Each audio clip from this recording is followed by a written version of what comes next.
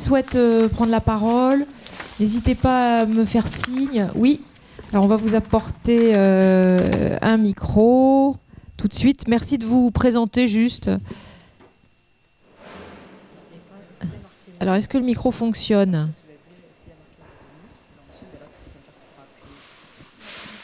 Il y a un petit bouton derrière.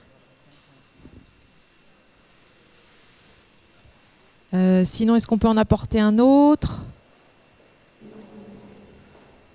Attendez, sinon je vais vous passer mon micro en attendant.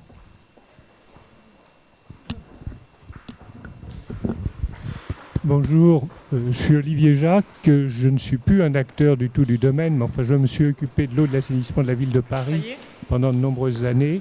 Et à ce titre, j'ai mis en place et j'ai suivi la loi Oudin-Santini et financé pas mal de projets. Donc, je voudrais revenir sur l'assainissement et je vous dirais qu'il y a très peu de projets d'assainissement qui sont proposés au financement, qu'il y a très peu d'ONG ou d'associations qui sont compétentes et qui proposent, et que la plupart de ces projets ne sont pas des projets d'assainissement, ce sont des projets de toilettes tout court, sans raccordement. Et je ne vois pas pourquoi les services, on appellerait, je dirais, assainissement, le fait de mettre des toilettes. Quand je finance un service de l'eau, je ne suis pas en train de mettre des lavabos ou des bacs à douche ou des éviers. Donc, c'est assez aberrant de considérer qu'à partir du moment où on va mettre des toilettes, eh bien, il y a un service d'assainissement, parce que ça n'a strictement rien à voir. Deuxièmement, par expérience, je remarque que les toilettes sans aucun raccordement, dans la plupart des cas que j'ai financés, ne fonctionnaient pas au bout de très peu de temps, parce que ce n'est pas entretenu. On a parlé tout à l'heure du fait qu'il n'y ait pas de système de vidange, de champ d'épandage, etc. Donc ça ne fonctionne pas. C'est même plutôt, je dirais, une fixation de lieux où il n'y a pas d'hygiène, pour ne pas dire plus. Et que, je ne sais pas, c'est ça que visait Madame tout à l'heure, avec qui on était en lien, mais à Madagascar, il y a eu des endroits où, culturellement, les gens ne voulaient pas de toilettes collectives, et à partir de ce moment-là, ne les ont pas utilisées. Donc, il y a aussi, dans ce problème de toilettes, tout un aspect culturel, et qui n'est pas toujours pris en compte quand les projets sont élaborés. Et je vous dis, la plupart des projets ne sont pas réellement des projets d'assainissement. Donc, je crois qu'il faudrait changer de terme. On est sur de l'hygiène, on n'est pas sur de l'assainissement. L'assainissement, c'est l'aval des toilettes. Ce ne sont pas les toilettes. C'est la tuyauterie, quoi. Hein, c'est ça. Enfin c'est... Oui. Non, mais je veux dire, c'est tout ce qui arrive jusqu'aux latrines, on est d'accord. Ah oui, et après, oui, d'accord, oui, on est d'accord, après. Qui veut répondre? Éventuellement. Et puis vous pourrez compléter. Et puis on donnera la parole à Madame Ouedraogo là-dessus. À la premier élément de question, il y a très peu de projets d'assainissement qui sont présentés aux bailleurs de fonds. Oui, c'est vrai, il faut faire son mea culpa. Pendant très très longtemps, les porteurs de projets présentaient des projets eau assainissement et finalement beaucoup d'eau et très très peu d'assainissement. Ça a été effectivement une dérive pendant de très très nombreuses années. Il faut pas se mentir.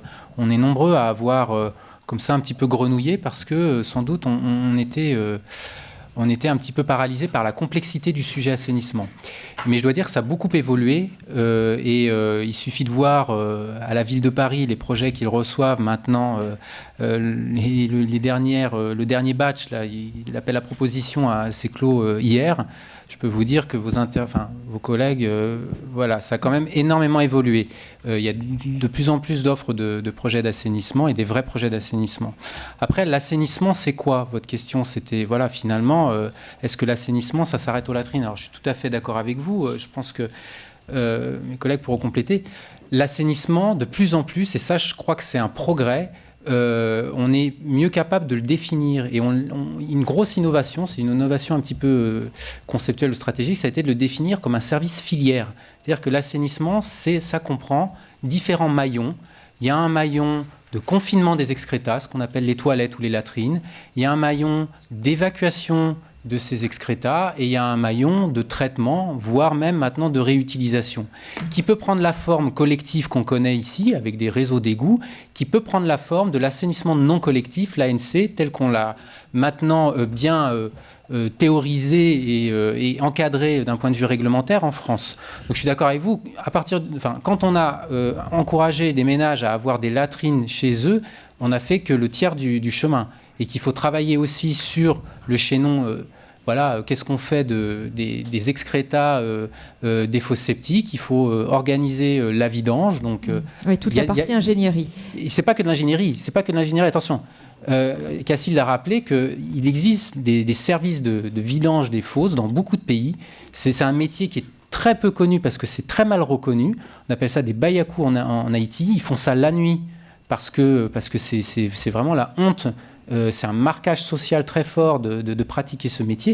Et il existe des gens, des informels, effectivement, donc il y a un travail à faire dans l'organisation de ça, puis il y a un travail à faire, car là, c'est un champ en friche sur le traitement et sur la réutilisation. Alors ça, l'AFD maîtrise un petit peu mieux le sujet, mais c'est extrêmement compliqué parce que c'est ce qui se finance le moins bien.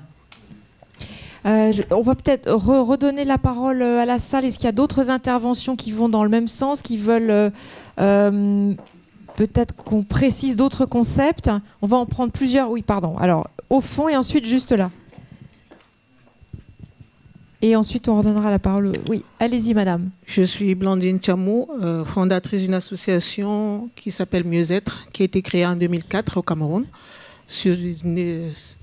qui a été créée à la base de ce que j'ai appelé assainissement jusqu'à tout à l'heure, de l'hygiène, si on veut.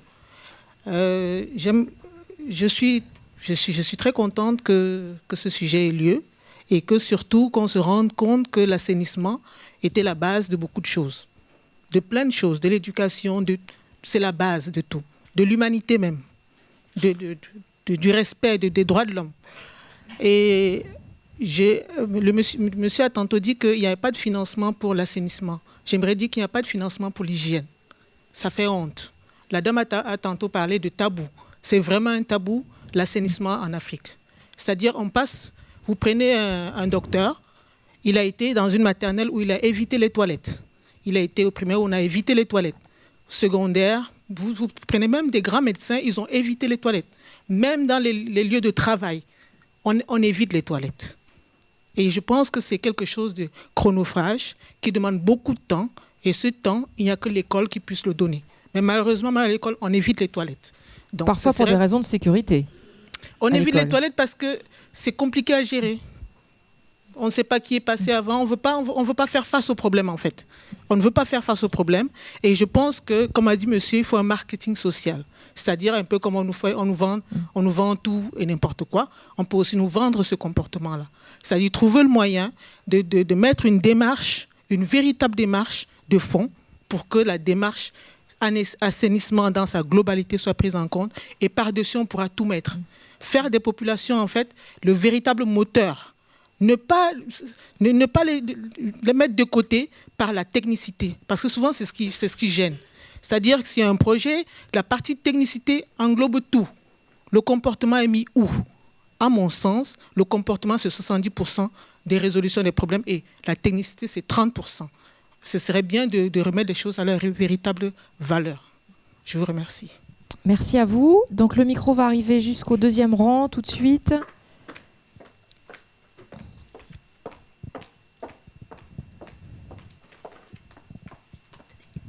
Merci. Bonsoir, donc Claire Gaillardou de ACF. J'aurais voulu repartir de la question de base qui nous amène ici ce soir. Assainissement et nutrition, pourquoi en fait lier les deux dans nos actions de développement aujourd'hui ? Donc moi en fait vraiment ce qui m'interpelle là-dessus, c'est qu'est-ce qu'on veut aujourd'hui pour faire du développement ? Est-ce qu'on veut augmenter le taux d'accès à l'assainissement pour atteindre les OMD ? Ou est-ce qu'on veut vraiment aller plus loin et aller dans nos objectifs globaux de santé publique ? Et j'aimerais vraiment qu'on reparte là-dessus. comme une opportunité vraiment que nous amène l'assainissement aujourd'hui, vraiment de pouvoir se dire qu'on ne peut pas atteindre nos objectifs de santé publique et de lutte contre la sous-nutrition si on n'intègre pas des actions, des investissements dans l'assainissement aujourd'hui. Donc, pour ça, vraiment, donc on a cette nécessité de penser que l'assainissement est nécessaire à la santé publique. Et alors, j'en ai parlé tout à l'heure, il y a bien sûr ce lien avec tout ce qui est les vers, la diarrhée, tout ce qui est l'entéropathie environnementale, mais j'irais même aussi plus loin dans le terme assainissement avec tout ce qui est assainissement du milieu, le lien avec la malaria qui est aussi fortement lié à la sous-nutrition, à la santé publique.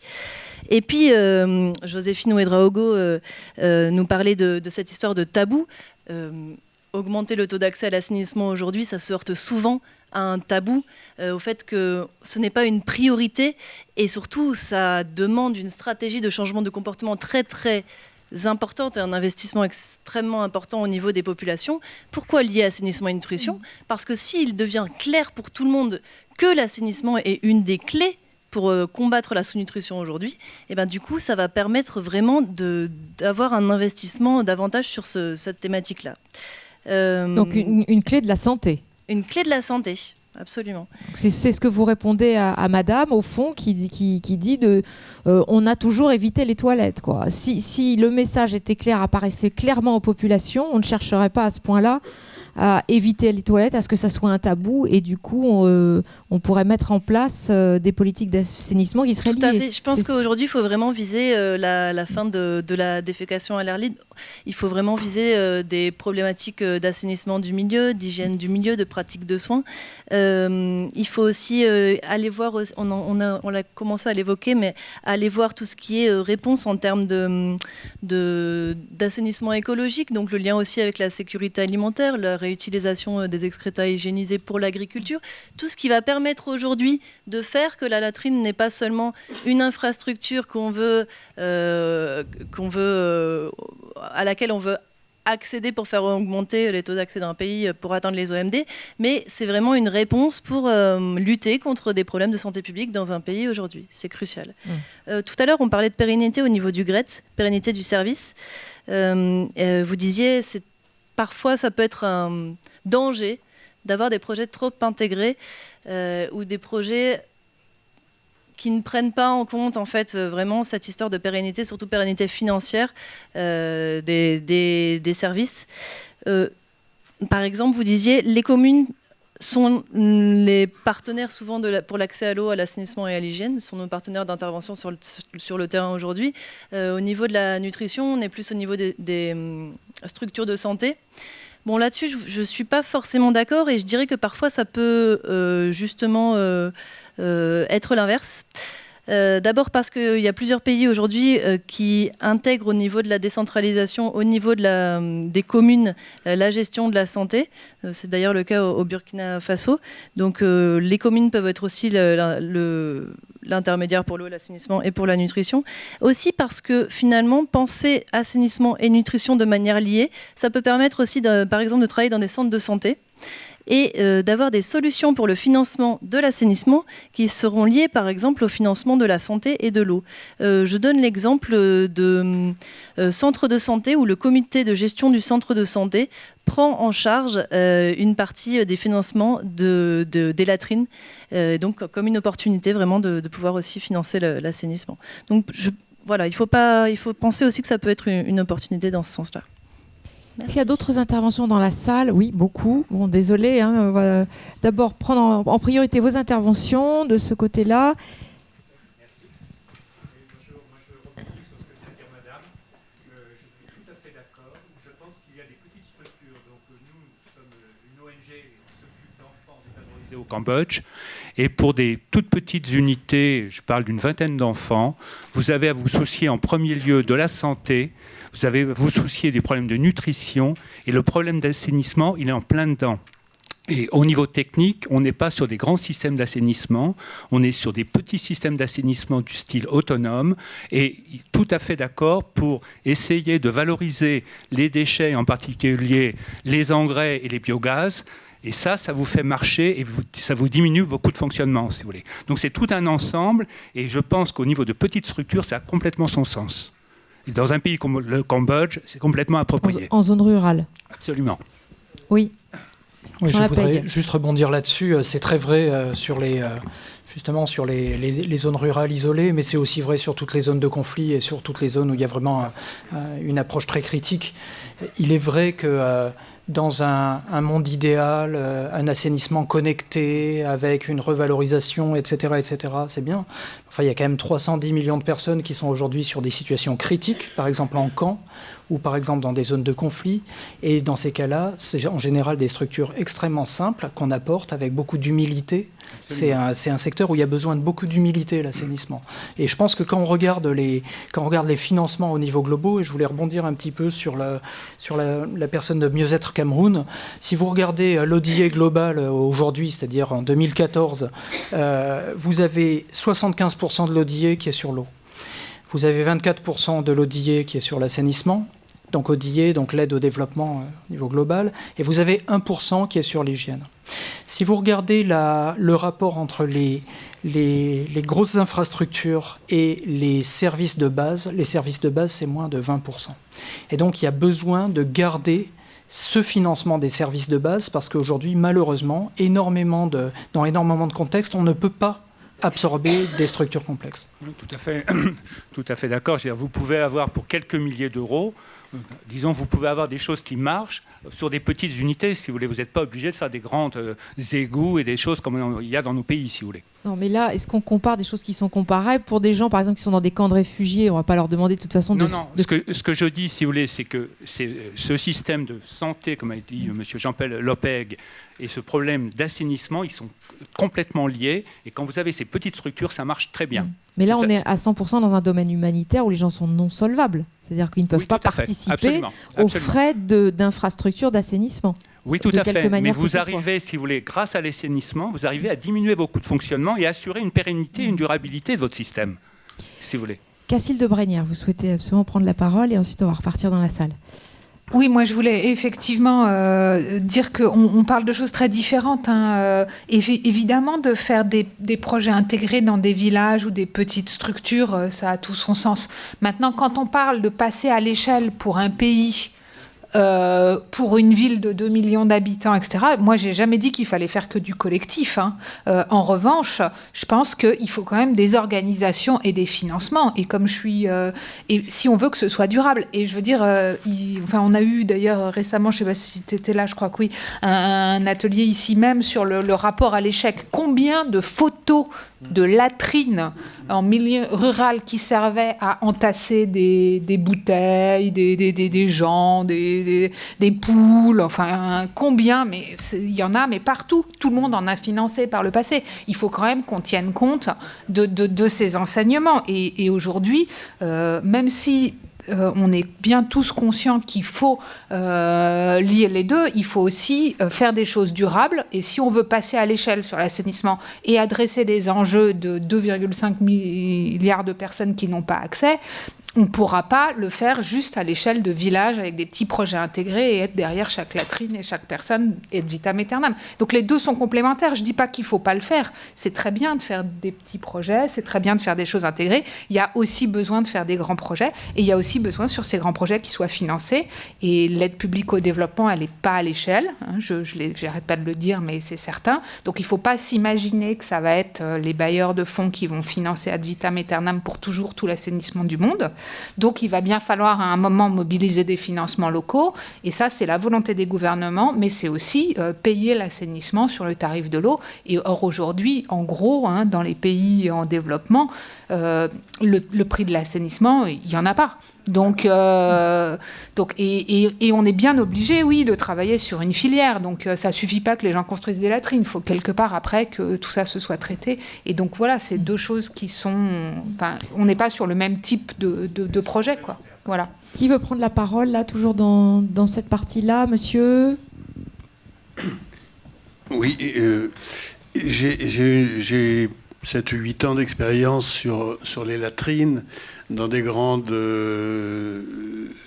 cité en Afrique de l'Ouest, là où les problèmes se posent massivement, me semble-t-il, à la différence de ce qui se passe dans les campagnes, où le problème peut être traité et doit être traité de façon un peu différente.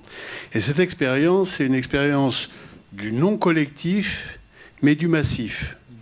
C'est-à-dire que, et je pourrais le détailler, autrement dit, il me semble, mais je parle sous votre contrôle, qu'il n'est pas, peut-être même pas viable dans ces grandes villes, je parle d'Abidjan, je parle de Bamako, d'imaginer qu'on va, comme ça, d'un coup de baguette magique et avec des financements considérables, rattraper ou se mettre au niveau de ce qu'on connaît ici en Europe, à savoir des systèmes complètement intégrés, où l'assainissement est intégré financièrement dans le coût de l'eau qui est arrivé à la maison.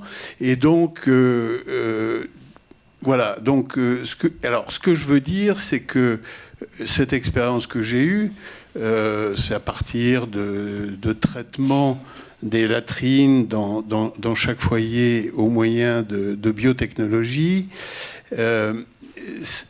C'est pas un succès dans la mesure où les financements très réduits j'ai pas su les trouver.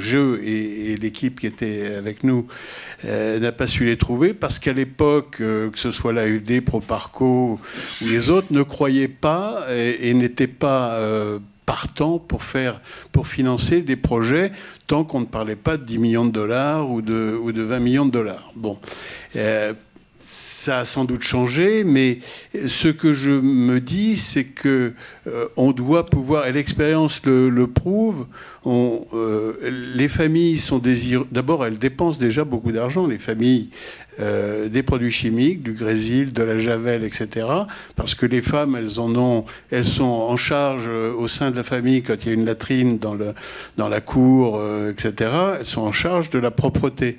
Et la seule solution qu'elles ont trouvée jusqu'à présent, c'est d'inonder de Javel, de pétrole lampant, d'y mettre le feu, de faire un certain nombre de choses. Et ça, c'est un vrai budget. Ça, c'est le premier point. Et c'est pas efficace.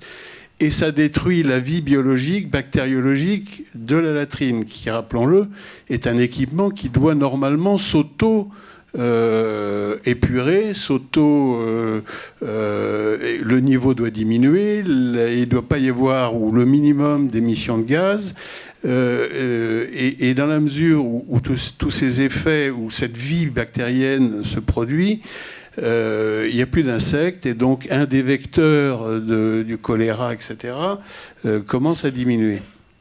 Donc voilà, c'était juste pour vous faire cette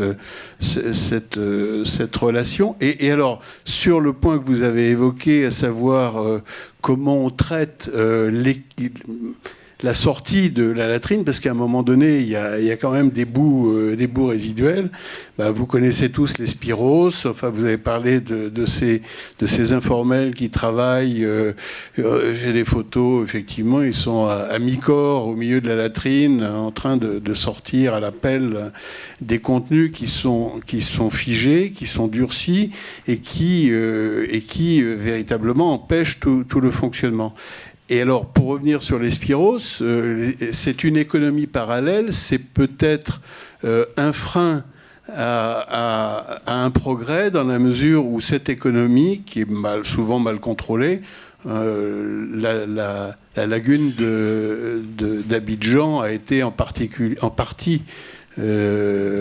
tuée parce que les camions de vidange allaient vidanger dans la lagune plutôt que d'aller sur le terrain que la commune leur avait désigné à 30 km de là. Bon. Donc, il faut pour me résumer, je ne veux pas être trop long, mais je crois que les familles sont conscientes du besoin d'hygiène. Elles y dépensent déjà, peut-être pas toutes, peut-être pas assez, mais elles y consacrent déjà des budgets. Deuxièmement, et pour faire juste, pour reboucler, et je m'arrêterai là parce que sinon je vais durer trop longtemps, mais vidanger une latrine, c'est 50 000 CFA par an. Donc vous imaginez le budget que ça représente. C'est alors que par ailleurs la famille elle épargne pour le gamin à l'école. Il n'y a pas de chômage chez les vidangeurs, hein, c'est souvent rappelé. Pardon ? Il n'y a pas de chômage chez les vidangeurs qui vivent pas si mal dans ce secteur informel, mais c'est pas l'idéal. En tout cas, c'est des gens qui fonctionnent. On va passer la parole, si vous le voulez bien, à d'autres, parce que vous êtes nombreux à réclamer des interventions. Oui, monsieur, je vous en prie. Rapidement, s'il vous plaît, pour qu'on puisse ensuite faire circuler le micro. Bonjour, merci. Je suis dans le traitement de l'eau, en fait. Je voulais simplement rebondir un petit peu. L'assainissement et nutrition, c'est intéressant de thèmes à aborder, mais je pense que dans plusieurs pays, même en Asie ou au Cambodge ou ailleurs, souvent, le développement urbanisme se fait depuis de bon sens, en fait. C'est souvent, on met les maisons, après, on amène un peu d'eau potable et l'assainissement n'est jamais pensé. En fait, c'est un problème de conception. Et voilà, c'est ce problème de ville moderne qui se développe de manière un peu anarchique. Et là, ça pose beaucoup de problèmes. Ensuite, l'installation de l'assainissement. Je reviens sur le point pourquoi il y a des budgets où il n'y a pas de demande. Mais il y a certains projets, en fait, on demande aux porteurs de projets d'avoir des partenaires sur place. Et souvent, dans certains pays, il n'y a pas de partenaires. Donc, du coup, on ne peut pas accéder au demandement de subventions, en fait. Donc, c'est un serpent qui se mord la queue. Voilà, merci. D'autres interventions dans la salle ? Oui, monsieur, un peu plus loin derrière.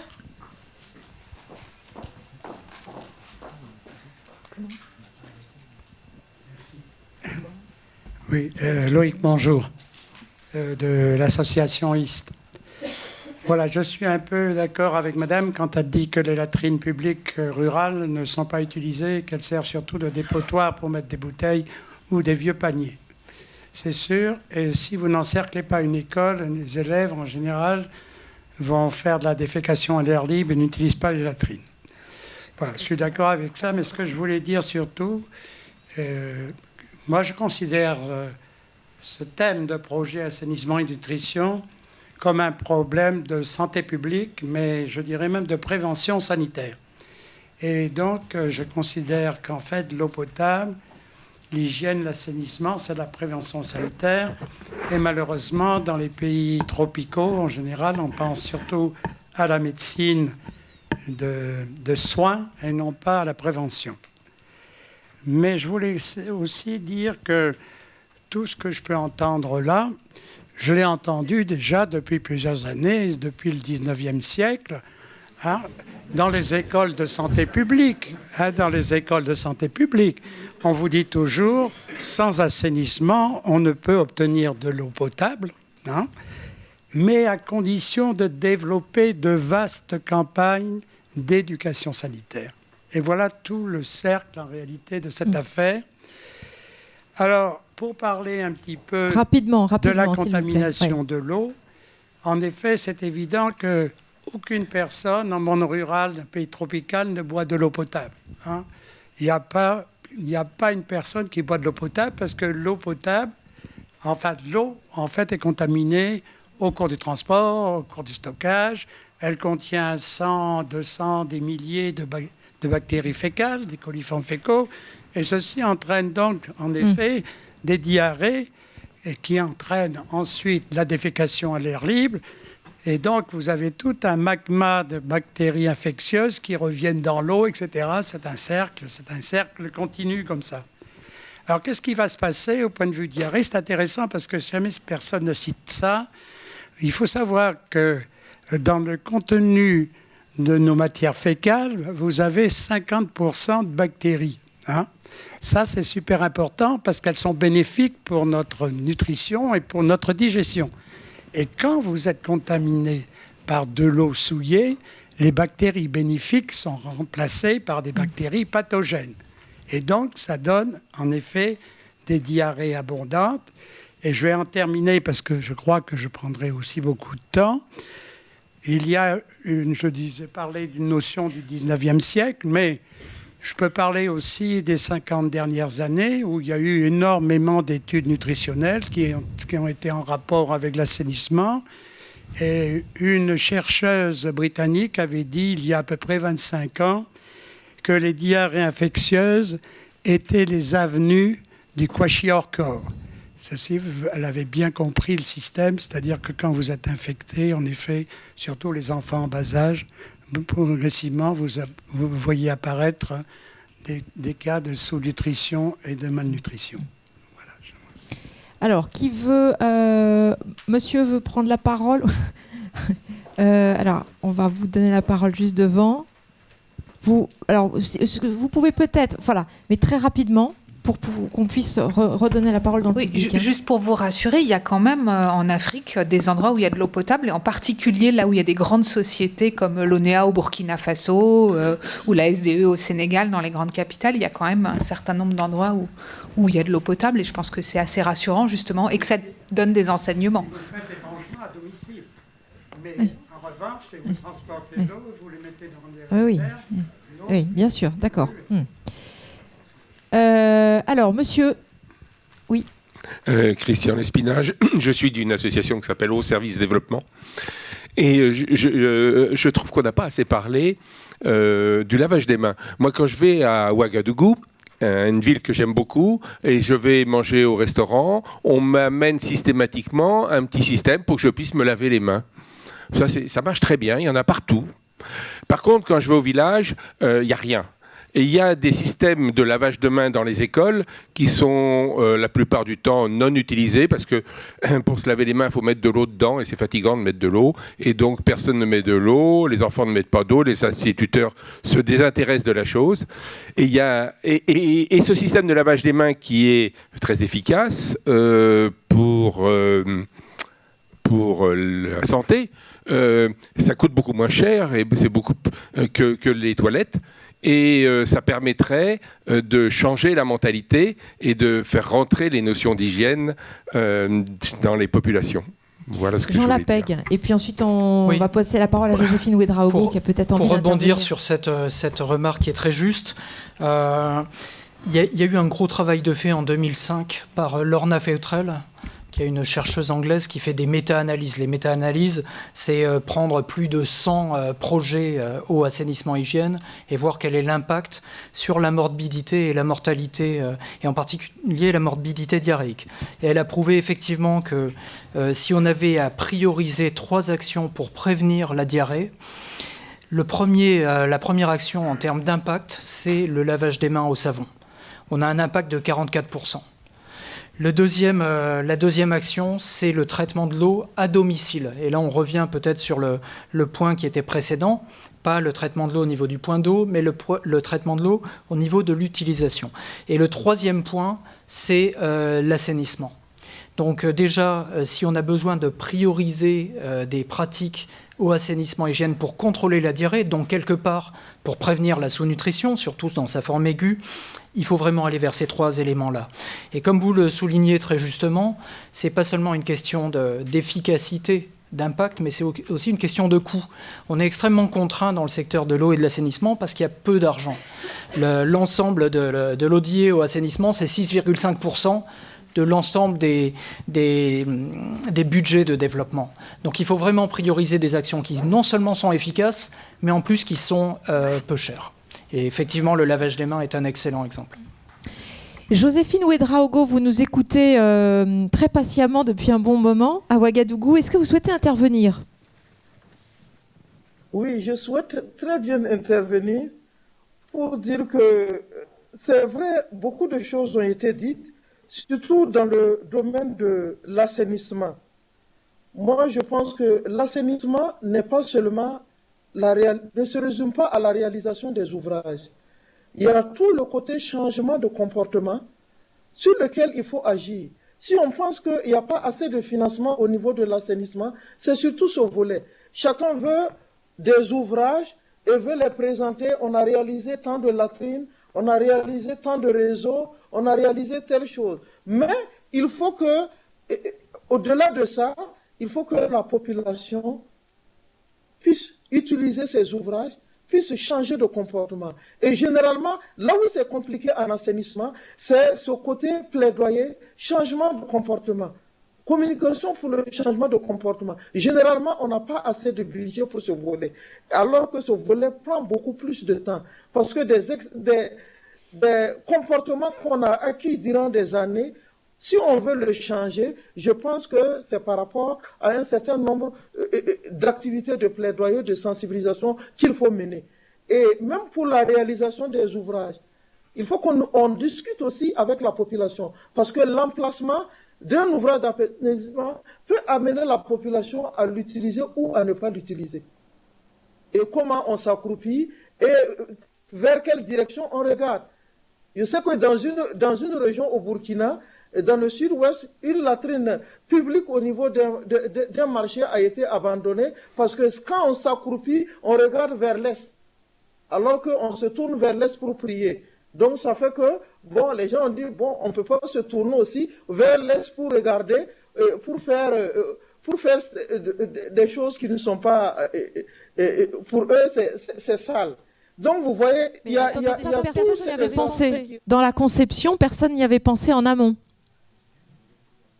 Voilà, et donc il y a toute la chaîne encore de gestion des bouts de vidange qu'il faut prévoir pour que tout soit bien. Donc l'assainissement, ça forme un tout.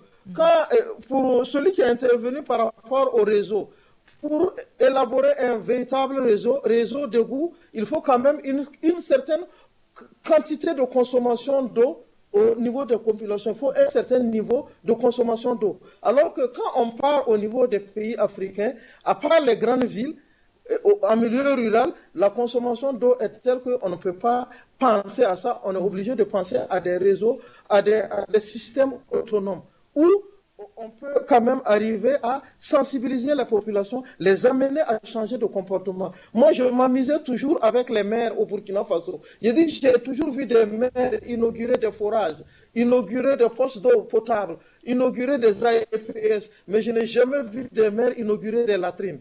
Donc ça veut dire tout ce que ça veut dire.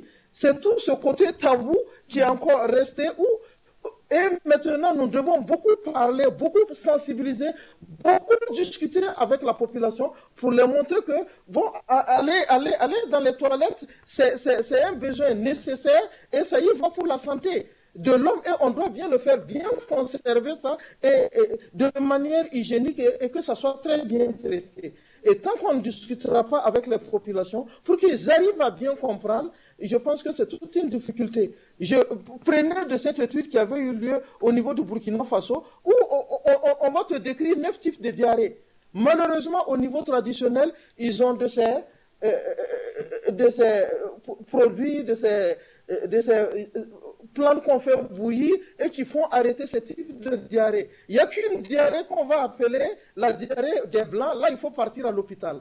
Et ça n'a rien à voir avec le manque d'hygiène et d'assainissement. Donc, pour changer tous ces comportements, c'est très, très compliqué. Donc, l'assainissement, ce n'est pas seulement ouvrage, mais à tout ce côté soft ou sensibilisation ou qui prend, et là, je suis d'accord avec celle qui avait parlé, qui prend près de 70%. Et qui prend beaucoup de temps. Et tant que dans les financements, on ne va pas intégrer tout cela pour amener les gens à changer de comportement. Tout le monde parle de l'assainissement total piloté par les communautés. Mais il faut aller sur le terrain, il faut faire des déclenchements, il faut faire le suivi. Et tout ça, ça nécessite des financements.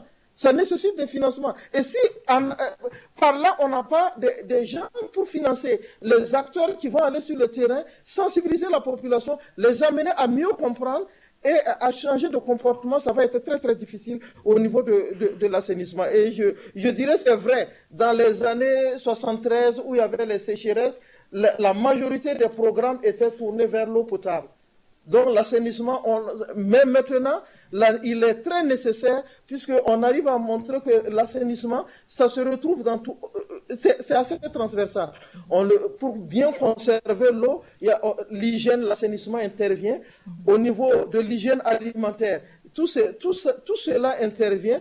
Donc nous devons mettre beaucoup plus l'accent, moi je dirais encore, sur le volet plaidoyer, sensibilisation, communication pour le changement de comportement et pour amener les gens à bien comprendre. Parce que si on n'a pas compris, c'est difficile. c'est difficile. Merci beaucoup, Madame Ouedraogo. Qui veut réagir? Oui, ACF, rapidement. Et ensuite, au fond. Un point pour compléter ce plaidoyer vraiment éloquent. Merci, Madame Ouedraogo. C'est une nouveauté, quelque chose qui peut-être qu'on entend moins souvent par rapport au changement de comportement, aux bonnes pratiques.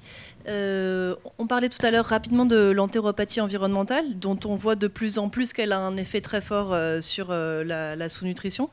Il y a quelque chose qui fait partie de l'assainissement et des pratiques de soins. C'est par exemple l'assainissement du milieu de jeu du bébé, du très jeune enfant. Et on voit de plus en plus que ça a vraiment un impact très fort sur le fait que le bébé ne va pas absorber de saleté, de bactéries qui vont... et du coup, va être... L'entéropathie environnementale, pour faire simple, on absorbe beaucoup de bactéries, de saletés qui vont calfeutrer les parois de l'estomac et faire qu'on a une plus mauvaise absorption des micronutriments, pour faire très grossier. L'assainissement du milieu de jeu du jeune enfant. Et concrètement, ça veut dire quoi, l'assainissement du milieu de jeu? On pose le bébé sur une natte. On voilà. explique à la maman que mettre le bébé sur une natte au lieu de le mettre sur le sol, ça peut vraiment avoir un impact sur sa santé. Des choses simples comme ça. C'est moins compliqué que de la tuyauterie. Pour moi, font partie de la thématique. Oui, il n'y a pas besoin d'un ingénieur pour ça. D'accord. Monsieur.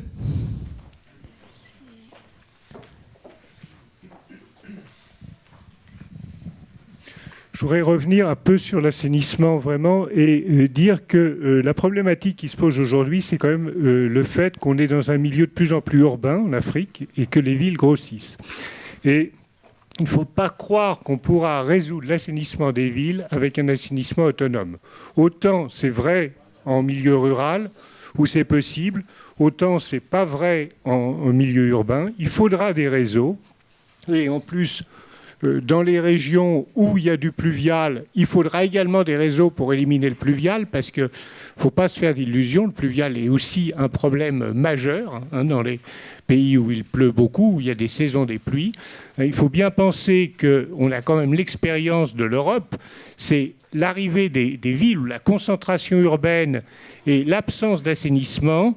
Dès qu'on a apporté de l'eau potable, puisque automatiquement il y a eu infiltration de l'eau usée sous toutes ses formes, et à ce moment-là, les nappes ont été polluées et le choléra est arrivé en grand nombre. Donc on est à la merci en Afrique d'épidémies très très importantes si on ne met pas en place un assainissement, et c'est un assainissement complet. On ne fait pas de l'assainissement urbain, ou je dirais dans des villes importantes, à coup de latrines ou à coup d'assainissement autonome. Ça, c'est pas possible, ça ne fonctionnera pas. Madame, on vous apporte un micro tout de suite, un peu plus devant. Oui. Alors, attendez. Oui, d'abord monsieur au fond, et puis ensuite le micro arrive. Priorité à ceux qui n'ont effectivement pas encore pris la parole. Bonsoir. J'ai une question assez spécifique, mais j'espère qu'elle ne va pas être trop vague. Alors, c'est dans un milieu rural, donc vierge de toute installation d'assainissement. Et j'aurais souhaité savoir, vous parliez de prévention multisectorielle, j'aurais souhaité savoir quels étaient les liens entre ces secteurs et sur quel secteur en particulier il fallait agir pour avoir un début d'infrastructures et de réseaux sanitaires. Merci. Qui veut répondre là-dessus? Jean Lapègue ou... Il n'y a pas de vérité absolue et tout est contextuel. C'est-à-dire que c'est très difficile de dire là on est en milieu urbain, on va être en collectif ou on va être au contraire en assainissement autonome. Je dois dire que nous qui travaillons à Oulan-Bator par exemple, où vous avez 3 mètres de permafrost, il est hors de question d'avoir du collectif. Permafrost le sol est gelé sur 3 mètres de profondeur. Bon, vous n'avez pas de collectif, vous êtes en individuel. Et vous allez avoir, en fait, il faut encore une fois beaucoup d'analyse et d'humilité. Tous les contextes sont différents. Si vous regardez les préconisations de l'Union européenne sur l'assainissement en zone rurale, essayez de poser un projet de toilette à éco. Il ne sera pas financé en zone rurale. Aujourd'hui, la priorité en termes de santé publique, elle est sur les zones urbaines et périurbaines.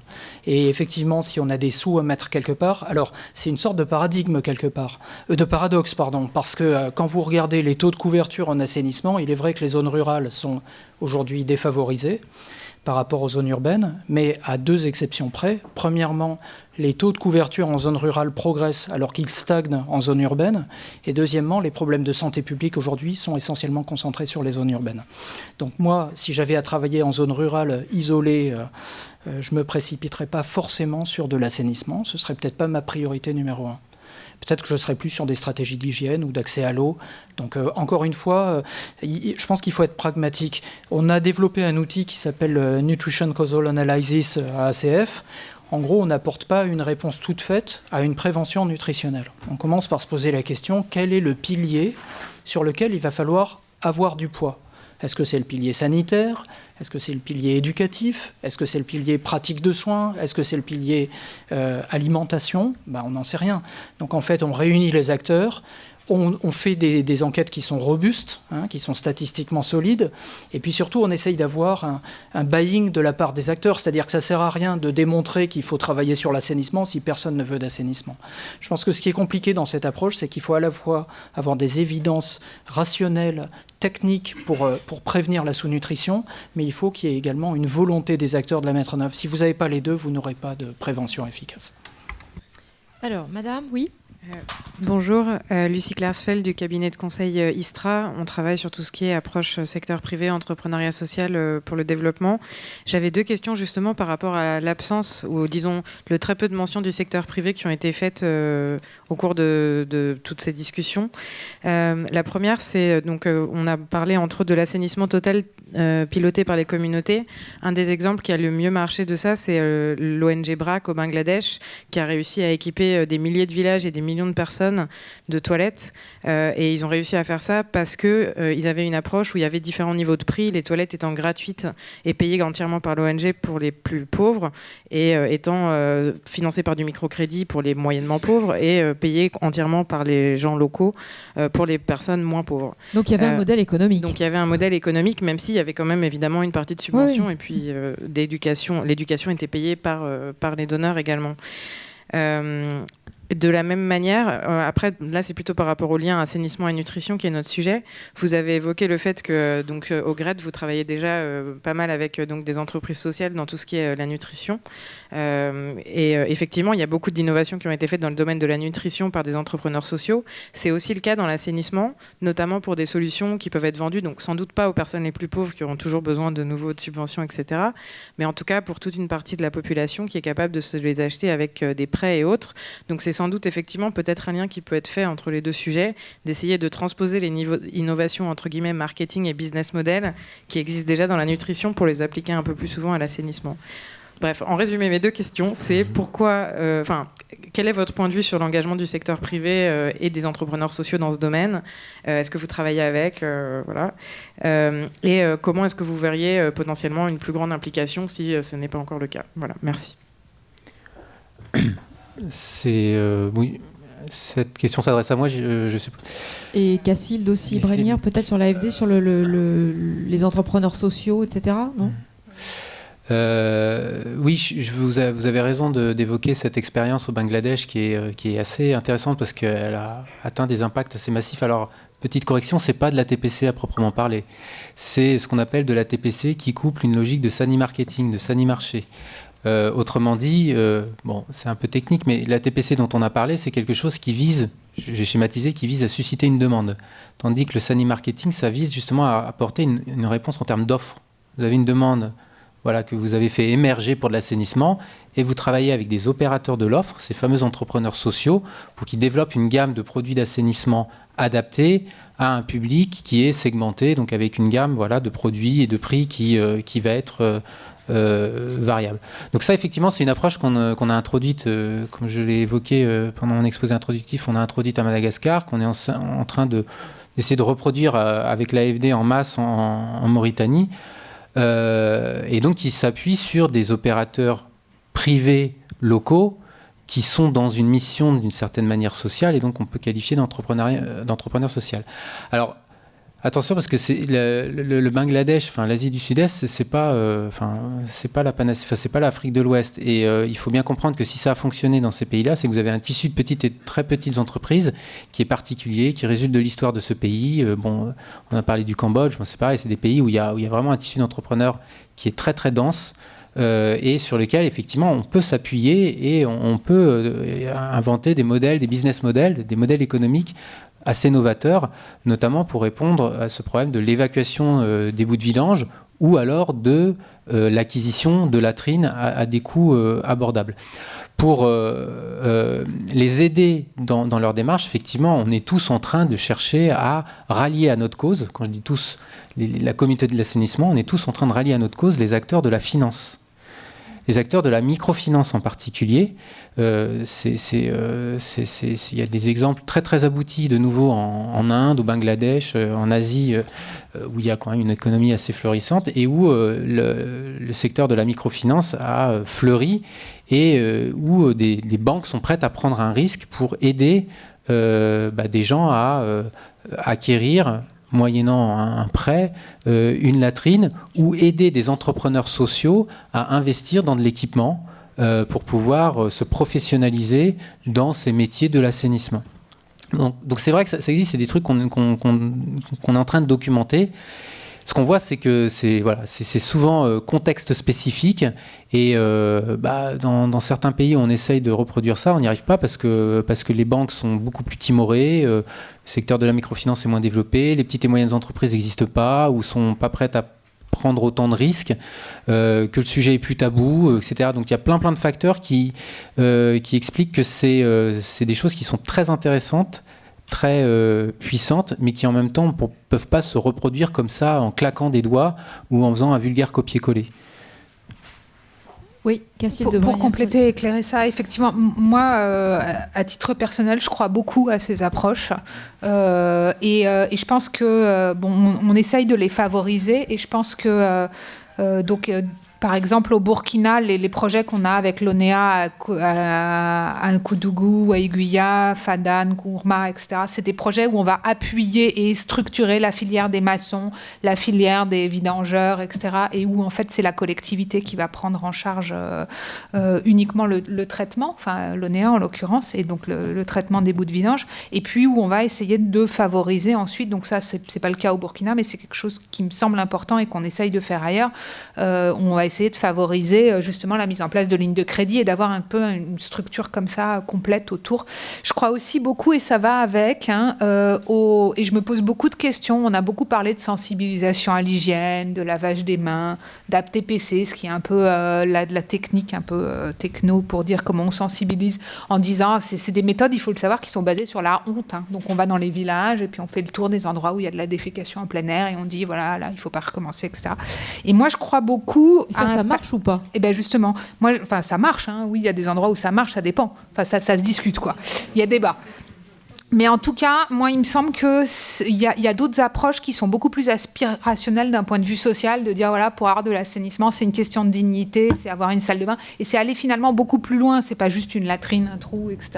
Et je pense que c'est des approches qui sont intéressantes aussi parce qu'elles créent plus d'envie, et elles permettront aussi de mobiliser davantage de gens et de faire en sorte qu'ils vont vouloir se le payer aussi plus. Oui, alors justement, et voilà, c'est sur cette approche-là, Jean Lapègue, j'aimerais bien avoir votre avis. Bon, une petite réponse sur le privé. C'était très intéressant d'avoir le point de vue de la Banque mondiale sur le financement des objectifs de développement durable. Comme vous le savez, c'est des objectifs qui ont une visée de 100% de la population, donc c'est une approche par les droits, si on peut dire. C'est également des objectifs qui touchent non plus les pays en développement, mais l'ensemble des pays de la planète. Et puis surtout, c'est des objectifs qui vont être vraiment remis dans les mains des pays, c'est-à-dire que ce sont les pays qui vont élaborer leur stratégie de couverture et leur stratégie de financement. Et la Banque mondiale donc, a fait une première estimation de combien ça allait coûter. Donc pour les services de base, c'est-à-dire en gros les 3 premières cibles de l'objectif 6, on est à 45 milliards par an pendant 15 ans. Et pour avoir l'ensemble du panel, les 7 cibles, on est autour de 100 milliards par an pendant 15 ans. Et la Banque mondiale, devant la question qui va payer, a très clairement fait ressortir le secteur privé. C'est-à-dire qu'aujourd'hui, l'acteur incontournable de la mise en œuvre des objectifs des ODD, c'est le secteur privé.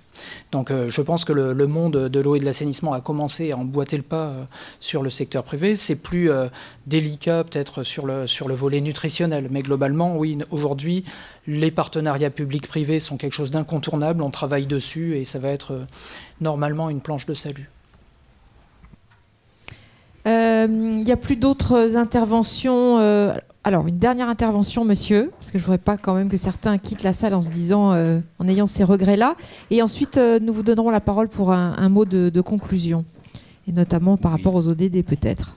Oui, ma question se porte sur justement l'assainissement et la nutrition. Je voulais savoir, comme on vient de dire que c'est surtout il y a un problème de marketing, c'est-à-dire de présentation de l'assainissement comme quelque chose qu'il faut valoriser. Est-ce que dans vos projets, vous avez évalué le pourcentage à ce qu'un projet doit contenir au niveau marketing pour revaloriser l'assainissement et permettre des pratiques d'hygiène plus respectueuses? Qui veut répondre là-dessus, sur la part en termes de coût, hein, c'est ça? Non, je ne peux pas répondre. Je peux pas répondre, mais je pense qu'il faut bien distinguer tout ce qui relève du changement de comportement, qui reste dans le registre de la communication, de la sensibilisation, et ce qui relève du marketing. Par définition, quand vous parlez de marketing, c'est qu'il y a un acte de vente ou d'achat. Donc on parle de marketing lorsqu'on est dans l'accompagnement de populations, dans l'achat de latrines ou dans l'achat de farine infantile, donc voilà, ou dans l'achat d'un service de vidange, etc. Donc vous vouliez plutôt parler de sensibilisation, c'est ça, hein, c'est-à-dire de payer des équipes pour qu'elles aillent sensibiliser la population, etc. Donc voilà, donc sur la sensibilisation, il y a des chiffres, hein, notamment qui ont été publiés par l'UNICEF sur ce que ça coûte je pense que peut-être Madame Ouédraogo pourra donner des chiffres sur ce que ça coûte de mettre en œuvre une campagne, une politique fondée sur de l'ATPC, de l'assainissement total piloté par les communautés. Mais donc ça coûte, contrairement à ce qu'on dit, ça coûte de l'argent parce qu'il faut mobiliser des gens, c'est un travail de proximité, il y a toute une ingénierie sociale qui est très chronophage et qui mobilise des compétences. Et puis surtout, ce qu'on oublie de dire, et ça on en est encore, on ne sait pas, c'est que une fois que vous avez fait la TPC, les gens abandonnent la défécation en plein air jusqu'à un certain temps, et que si on les a pas aidés à acquérir une latrine de bonne qualité chez eux, une latrine en bonne et due forme, après quelques mois, ils retrouvent des pratiques non hygiéniques et voilà, ils repartent déféquer en plein air. Et donc, pour pouvoir aboutir à une nouvelle norme, je termine avec ça, pour pouvoir aboutir à ce qu'on recherche, quand on parle de la TPC, ce qu'on dit souvent, c'est qu'on cherche à introduire une nouvelle norme sociale, donc à briser le tabou et introduire une norme sociale, autrement dit que ce ne soit plus considéré comme normal d'aller déféquer en plein air. Et ça, on ne sait pas ce que ça coûte. On ne sait pas combien d'argent il faut mobiliser. On le sait dans le cadre d'un programme pour faire un premier cycle d'abandon de la défécation en plein air, mais on ne sait pas ce que ça coûte pour pouvoir vraiment introduire cette nouvelle norme sociale, autrement dit pour pérenniser ces comportements vertueux. Alors justement, on va peut-être poser la question à Madame Ouédraogo et ça sera aussi l'occasion peut-être de nous livrer votre conclusion, Madame Ouédraogo.